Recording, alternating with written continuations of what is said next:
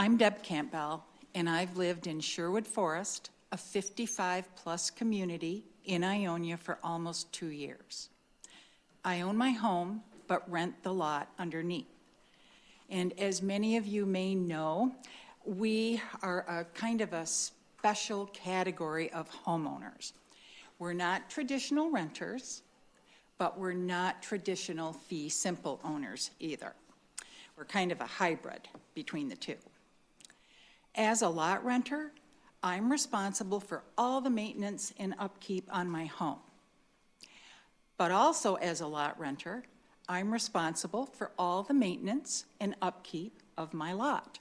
In fact, I think my lease says I have to put fertilizer on my land or on my lot 3 times a year. I'm going by memory on that, but I know I'm required to fertilize. Also, in our parks, many of our residents pay property tax on their garages, their decks, their sheds, and other leasehold improvements. So believe it or not, we are taxpayers as well, property taxpayers. My rent increase in the 2 years I've been in Sherwood, my rent has increased 22%, including pet fees, garbage fees that have been added on. That's almost double my Social Security COLA. And at that rate, it won't be long before I'm priced out. Frankly, I never imagined living in a manufactured home community. But my husband passed away, I retired, and I had to find something I could afford on just my income.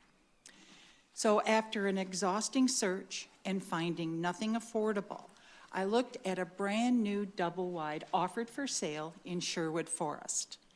It was beautiful, 1,800 square feet, 3 bedrooms, 2 baths, all kinds of upgrades. It was everything I was looking for.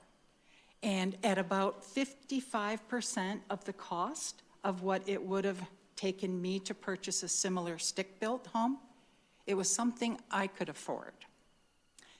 I've added a garage and decks. Excuse me. So for me to disassemble my garage, my decks, move my home, would cost me upwards of $20,000. Then I'm looking at zoning restrictions. Communities are not friendly to manufactured housing, so I have zoning restrictions. I also have the high cost of rent in other communities. In my county, Ionia County, only 3% of the home sites are controlled by local mom and pop owners.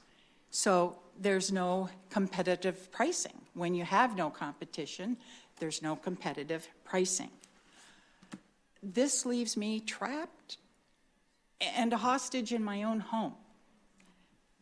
And I'm sorry, but what really keeps me up at night is the package of bills introduced in the House this morning, or spoken at the Regulatory Reform Committee that we heard this morning, especially House Bill 4886 regarding abandoned property.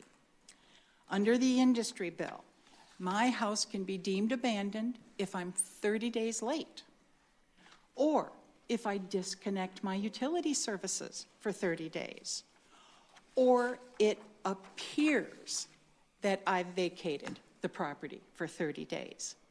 Technically, under this bill, I don't even have to be late to be declared abandoned.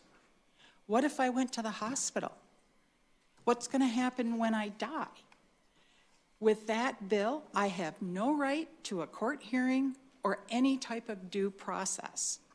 Once they start the abandonment, there's no option for me to pay up my arrearages or try to sell. In fact, in that bill, the only option I have is to move it. And when I don't have it moved in 30 days, they're going to get my title. Secretary of State will be required to issue them a title in 30 days. Not only that, but if I had a loan, which I fortunately don't, liens are extinguished. and I'm going to lose my entire investment. The Michigan Supreme Court ruled in 2020 that surplus funds from properties seized at tax sale must be returned to the owner. And foreclosed properties sold at foreclosure sale or at sheriff's sale return excess funds to the owner. Even vehicle owners are entitled to any surplus funds when their cars are repossessed.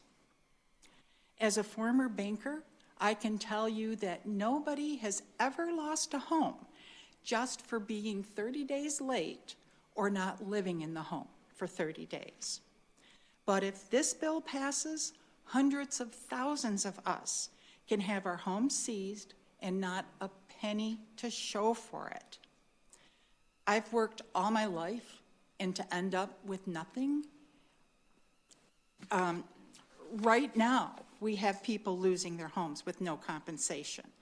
And the House bill we discussed this morning would only increase the incentive and make a bad situation even worse.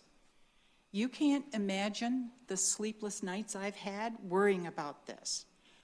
Why is it that there are laws to protect fee simple owners, but it's okay for our seniors, our veterans, disabled, people living on low or fixed income? Why is it okay for our homeowners to live without similar safeguards? Living in a manufactured home community should not make us less worthy of the protections given to traditional homeowners.